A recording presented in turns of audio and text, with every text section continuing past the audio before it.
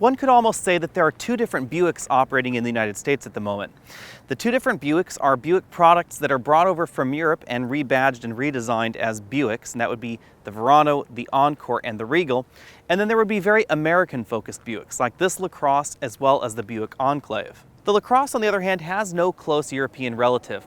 This is more of the traditional mold for General Motors, where there is a Chevy version, a Buick version, and a Cadillac version of the same basic underpinnings. This generation of the LaCrosse has become a little bit more grown-up up front. I think everything blends a little bit better together. We still have the same waterfall grille going on, but we no longer have the severe kink that we had in previous generations. It just looks a little bit better formed. The fit and finish all around the front end is also significantly better than the last generation. Our particular model has the adaptive xenon headlamps. Those are high beams and low beams that are xenon, and they steer in the corners. We also have fog lamps and LED accent strip around the headlamps, and our particular model has the optional adaptive cruise control, so there's a radar sensor right behind that large Buick logo. Although this is shorter than Buicks of yesteryear, at 196 inches long, the LaCrosse is the longest Buick sedan on sale in the United States. It's also a very long sedan in general. Now, a BMW 5 Series is 193 inches long. This is only about 3 inches longer, so you may think that it's not that much bigger on the inside. But the LaCrosse is a front-wheel drive based vehicle. Packaging is in general the trade-off for a front-wheel drive platform. You'll notice that if we take a look at a Chrysler 300, it's not that much different in terms of overall dimensions than this, but we actually get a little bit less room on the inside because it is a rear-wheel drive vehicle. And very much like the 5 Series, it has a much longer hood. Buicks have long been a little bit slab-sided, and that continues with this LaCrosse, although we do get a little bit of a kink right here to the character line. Thankfully, the Ventaports, which Buick has resurrected, have decreased in size a little bit. They're actually right here on the hood, and there are 3 of them on each side. The overall styling is definitely restrained, but it's also elegant. We have this very large rear glass, which gives you excellent rearward visibility. Very short trunk lid. There is a little bit of a sacrifice back here for practicality in the sake of style. We have these large tail lamps right here. They don't wrap onto the trunk lid. That does mean the opening is a little bit smaller. We have dual integrated exhaust tips, very well integrated parking sensors, a little bit of a point right here in the middle, large Buick logo right over here. When this car first pulled up, I noticed 2 things right away. First off, these 20-inch wheels really struck my eye. I find them very attractive, but more importantly, they're wrapped in 245 with tires, which really helps improve the handling. Under the hood, we have a very 21st century engine lineup. Things start out with a 3.6-liter V6 engine, produces 304 horsepower and 264 pound-feet of torque. That's the model we're taking a look at right here. The optional engine, however, is a little bit of a twist. It is a 4-cylinder engine, but it is not a turbocharged engine like you'll find in many of the competition. It's a 2.4-liter 4-cylinder engine coupled with a mild hybrid system. It produces 182 horsepower and 172 pound-feet of torque. The reason I say mild hybrid is because the belt alternator starter system, which is what GM used to call it before it was relabeled the E-Assist system, is really designed primarily to give that 2.4-liter engine start-stop capability and a small amount of electric boost at certain RPM ranges. Both engines are mated to a traditional 6-speed automatic transmission, and if you get the V6, you can opt for all-wheel drive as well. Fuel economy comes in extraordinarily high for this category if you get that 2.4-liter E-Assist system, especially if you do a lot of highway driving at 36 miles per gallon highway. That also improves the city fuel economy thanks to the start-stop system, getting 25 miles per gallon. The model we're taking a look at right here came in at 28 highway, 18 city, and if you get the all-wheel drive system, you can expect those figures to drop a little. Front seat comfort comes in at 10 out of 10 points for the LaCrosse. In this category, this is definitely one of the most comfortable seats, especially if you get the top-end trim. This driver's seat is a 10-way power adjustable model. Now that does vary depending on the trim you get. We have a 4-way adjustable lumbar support. However, somewhat unusually for General Motors, this passenger seat does not have the same range of motion as the driver's seat. Specifically, it lacks this excellent 4-way adjustable lumbar support. Unlike some of the competition, we don't get a powered tilt telescopic steering column. It is a manual one, but it does have a decent range of motion.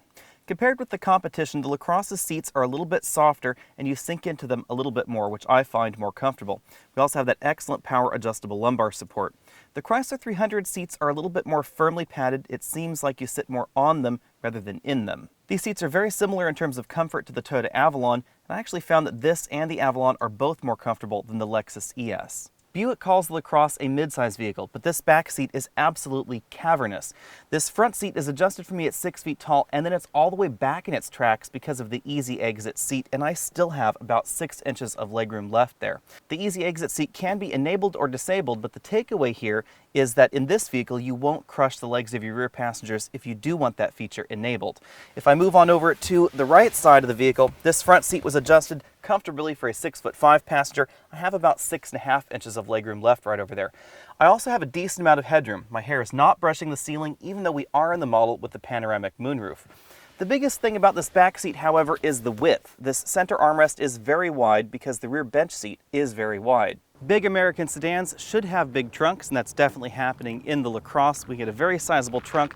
However, like I said earlier, the opening is not as convenient as it could be. Because of the way these tail lamps intrude on the trunk, we also don't have an opening that's quite as tall as it is in some of the competition. Even so, we still have a spare tire under the cargo load floor, and these bags go all the way back to the seat backs. They're quite far back there, as you can see.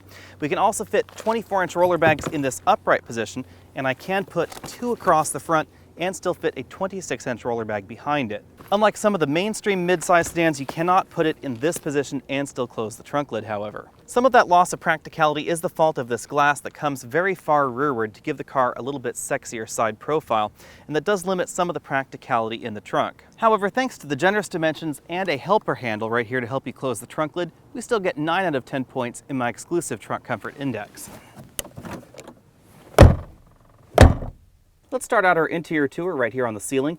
You'll notice this moonroof cover is not a completely opaque fabric. It does let a decent amount of light through. I found that in this vehicle, like others that employ a similar fabric, this gives me a little bit of a headache in strong sunlight. We do have the faux suede headliner in our particular model. It really brings a special touch to this interior. If we move on down to the passenger side, you'll notice that we have 4-way adjustable headrests. You just simply click that button right on the side of the headrest and move it in and out and up and down. We also have height adjustable seatbelts for both the driver and the front passenger.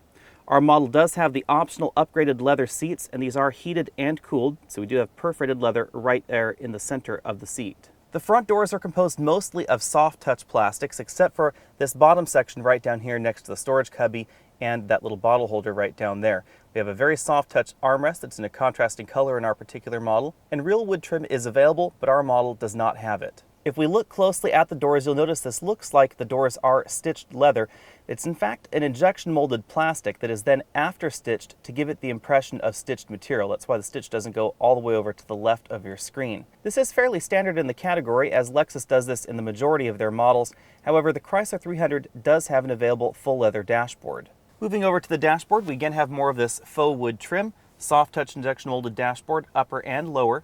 We also have more stitching going on right here on the dashboard, and then between this section and this sort of satin effect trim, there's actually some underlighting right there at night. Lower in the dashboard, we have a large glove compartment right there. I was able to fit a tablet computer inside. Our model has a center channel speaker because we do have the up-level Bose sound system. We also have this 8-inch touchscreen infotainment system. If you want to know more about this, go ahead and click that banner at the bottom of your screen. Now, one very interesting touch in this interior is that the power volume knob and this scroll and menu knob right over here are actually leather covered. You can actually see the seam right here on either side of the power button. Below the infotainment system, you'll find the controls for the dual zone climate control. We have a single slot optical displayer right there. We have touch buttons right over here on either side for temperature up, down, and the seat heating and cooling, and a few of the system functions like power, the auto mode, and sync. Then you'll find physical buttons for the rest right here in the center. Below those controls, we have a 12-volt power port and a small storage cubby right inside there. Very traditional console shifter over here. If we move it down to the manual sport mode, we do engage the manual shift buttons right here on the shifter. They're not on the back of the steering wheel. This also engages the MagneRide suspension system if your model is so equipped. It moves it into a sport mode, which really stiffens things up. To the right of that, we have 2 very large cup holders. We have a large and softly padded center console. It moves in kind of an interesting way. It slides up as it opens back like that. 12-volt power outlet in here, auxiliary input, USB input, and enough room for small items like wallets, etc. Just in front of that center armrest is where you'll find the traction control button and the electric parking brake. On the driver's side, you'll notice that our model has the optional LCD instrument cluster. So the only real physical gauges in the system are the tachometer on the left and the fuel and temperature gauges on the right. That voltage gauge is a digital gauge, part of that LCD. The LCD is controlled via this joystick button on the right side of the steering wheel. Left, right, up, down, and click to enter. The infotainment system in this vehicle is very closely related to Cadillac CUE, and therefore this LCD instrument cluster is also very closely related to what you'll find in the Cadillac models. However, General Motors saves a lot of the customization features for the Cadillac only.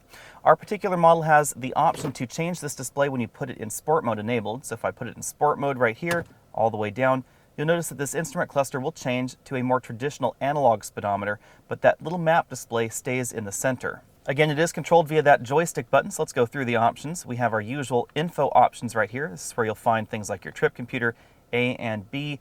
We also have our fuel range, oil remaining life, etc. You'll notice we have a small arrow on the right side of the screen. That's because we can click to the right, and it will display you contextual options. So on the trip computer, we can just reset all.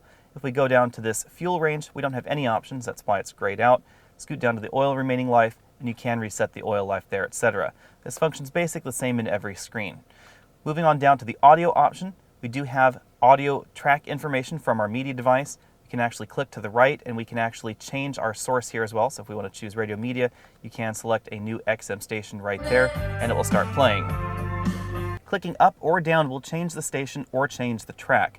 And notice we can also browse our media right in here. So if we did have a media device connected, we can actually browse certain things on that media device right here in the instrument cluster. We also have complete access to our Bluetooth connected phone. It is connected right now, and you can see recent calls, contacts, etc. right here in the system. It will also show you the battery level of your connected phone and the signal right there below the speedometer. Moving back over, we have an interesting option, which is this nav option. And as I showed you earlier, this actually puts a very small moving map display right here in the center. It will also give you turn-by-turn directions, but it is kind of a nice thing to have this zoomed-in map always available. If we click to the right, we can resume routes and turn voice prompts on and off. It is a little bit faster than digging around in the IntelliLink system in the center console. And lastly, we have vehicle settings and vehicle options. These mostly relate to this LCD instrument cluster. The rest of the buttons on the steering wheel are fairly self-explanatory. Our model has the optional radar cruise control system and the heated steering wheel. So we have a heated steering wheel button right here.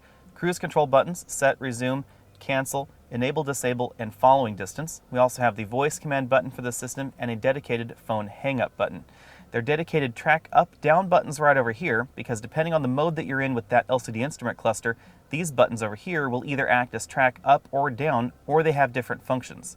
So this gives you dedicated track forward-backward buttons when you're, for instance, in the view that we're on right there. So we're looking at the settings screen. I can still go track forward-backward even though I'm not in the media screen.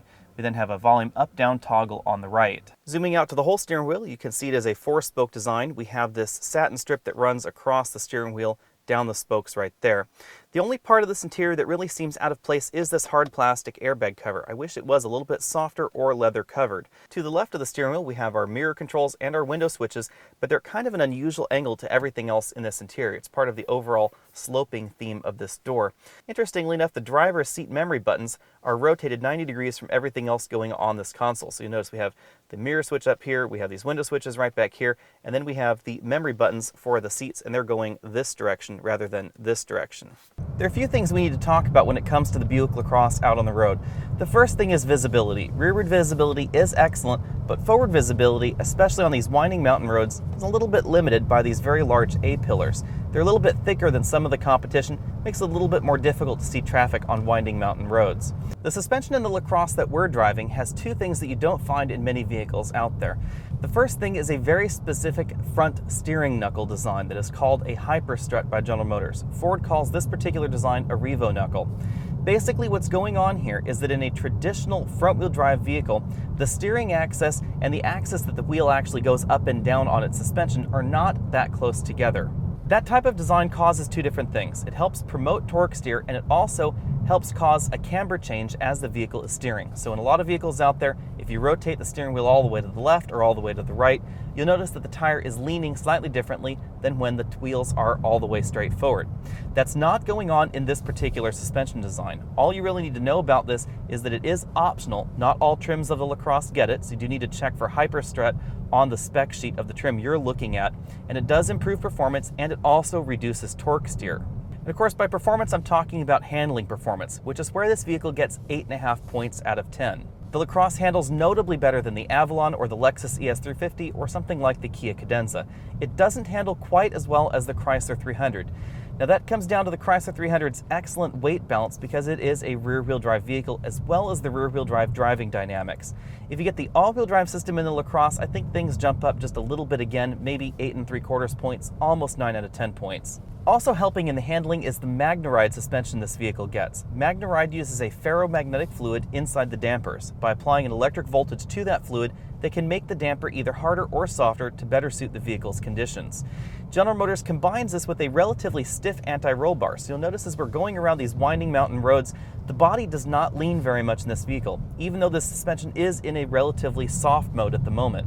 If we put the transmission into the Sport selection, it also adjusts the dampers in this vehicle, makes them a noticeable amount firmer. Now this helps out handling because it allows the vehicle to stay more planted, more stable, doesn't have as much body roll, but it still allows you to have an excellent ride. In normal driving, you can feel certain minor road imperfections. This is trying to give you a little bit of road feel so you can feel what you're driving on. But when it comes to larger road imperfections, MagneRide soaks those up very, very well, and you really don't feel them in this cabin. If you get the version of the LaCrosse without the MagneRide suspension, I think the suspension is just a little bit too soft for my tastes. When it comes to acceleration, I'll give this 8 out of 10 points. We ran from 0 to 60 in 6 seconds flat, which is an excellent score for a vehicle that's this heavy. Now you will find faster times in something like a Chevy SS or the Cadillac XTS with the twin-turbo V6, or of course the V8 Chrysler 300. Going isn't any good without stopping, and I'm going to give this 9 out of 10 points when it comes to braking. Both fade resistance and stopping distances were excellent in this car. Quiet tuning is what Buick calls their sound deadening technologies in their vehicles, and it basically comes down to an awful lot of strategically placed foam. Even though this vehicle has relatively wide 245 width tires, we scored 68 decibels at 50 miles an hour in this vehicle, which is an incredibly quiet cabin. This is easily the quietest entry in this segment, and that includes the Cadillac XTS that we recently tested, interestingly enough, even though it is closely related to this vehicle, as well as the Lexus ES 350. And Lexus has typically been known as a very isolated kind of vehicle. When it comes to fuel economy, I'll give this between 8 and 9 out of 10 points. Even though we don't have an 8-speed automatic like we do get in the Chrysler 300, we did score relatively good fuel economy for a 300 horsepower V6 engine. Been averaging almost 22 miles per gallon in about 600 miles of very mixed driving. Now if you do get the e-assist model, obviously you're trading a great deal of performance. I would actually give that 6 out of 10 points when it comes to acceleration, but fuel economy goes up to 9 out of 10 points. The only entry that's really going to give the average driver better fuel economy is going to be that Lexus ES 300h or the very closely related Avalon hybrid. Performance is not going to be too different between those hybrid versions and the e-assist vehicle, but if you're driving out on the highway, the e-assist is going to give you a more traditional feel because it does have a traditional 6-speed automatic transmission. It could possibly give you slightly better fuel economy out there on the highway as well, although the Avalon and the ES do give you excellent numbers. It's important to keep in mind that the e-assist system is essentially a very mild hybrid system, although General Motors doesn't necessarily like to call it that anymore. That gives you start-stop capability, but when you stop at a stoplight, it does not allow the air conditioning to stay on, which you will find in those Toyota and Lexus products. In addition, the e-assist LaCrosse cannot drive electric only at any speed, so it does need to use the engine. It will just turn it off at a stoplight and then turn it back on if you actually need to move. So that will result in slightly lower city numbers than you'll find in those other hybrids out there. When it comes to the electronic safety systems, our model has a full speed range radar cruise control system, and it will take you and hold you at a complete stop, which is a little bit different than some of those other systems out there. This system is also one of the most natural feeling radar cruise control systems out on the market. I rank this almost equal with the Volvo and the Mercedes-Benz systems, which are probably the best systems available right now. This system handles stop and go traffic very, very well, but it doesn't handle traffic cutting in front of you quite as well as the Mercedes or the Volvo systems. Coupled with this system is a collision warning and a collision mitigating braking system. So the system will try and apply the brakes for you if you're at highway speeds and it detects that a collision is imminent.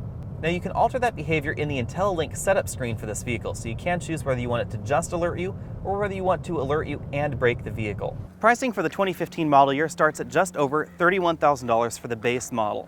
Now the base model doesn't have leather, but does have an awful lot of the standard features you'd expect in your average entry-level luxury sedan. If you had all-wheel drive, the semi-aniline leather, the moonroof, and all the other options, you'll end up at $48,485. Now the key numbers are $36,000, which is the base price with leather, $34,530, which is the base price with that fuel-sipping e-assist system, and $39,655, which is the base price if you want all-wheel drive. When it comes to comparisons, it's important to keep in mind where the LaCrosse sits in terms of competition.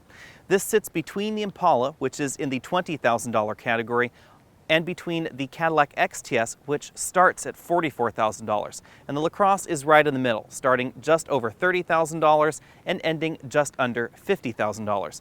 That's different than the other entries in this category. Toyota has the Avalon, and then at the top end, they slot in the Lexus ES 350 and ES Hybrid.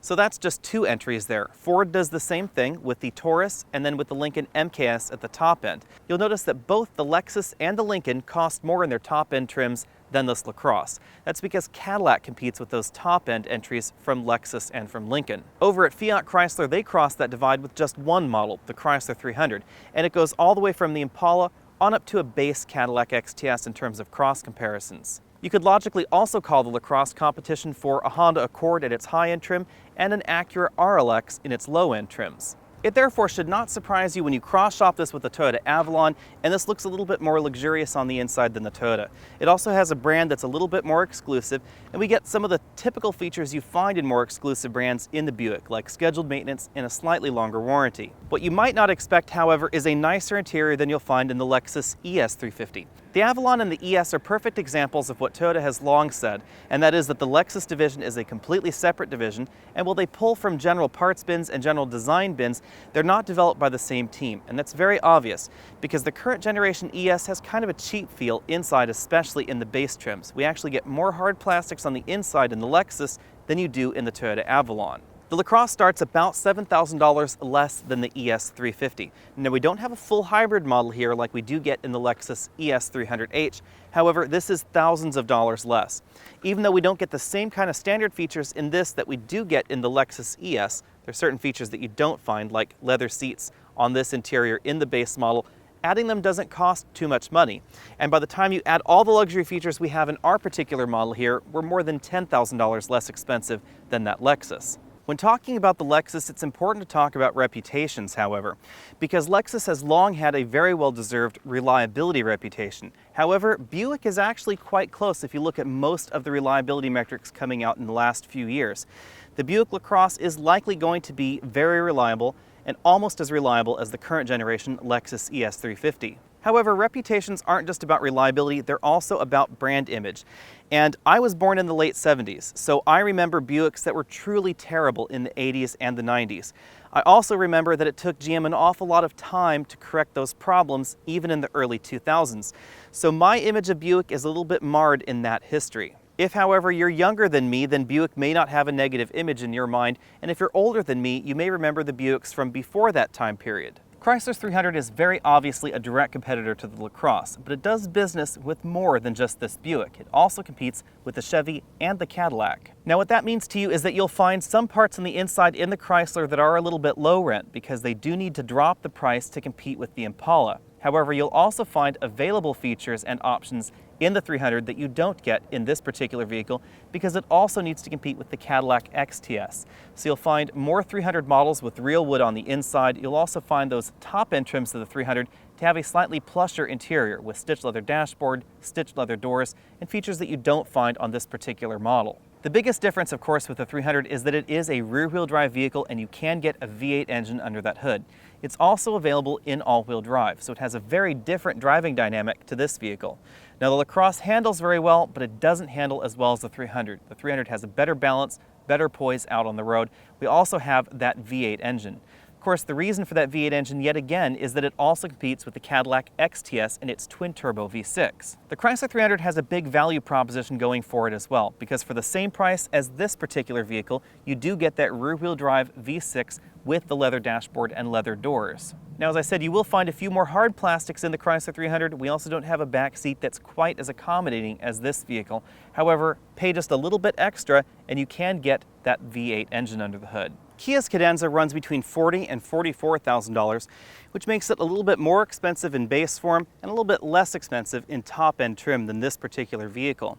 Interior amenities are very similar to the top-end trims of the LaCrosse. Even though we have a slightly smaller V6 engine, power is very similar under the hood, but there is no fuel-efficient option over there with the Kia. The Kia's interior is definitely high quality, but it feels a little bit more sterile than this. It has a little bit less personality. That also goes for the exterior design of the Kia. The Cadenza in some ways is also fairly exclusive because it starts at $40,000, which is more expensive than this particular vehicle. However, feature for feature, option for option, the Cadenza is an excellent value compared to this Buick.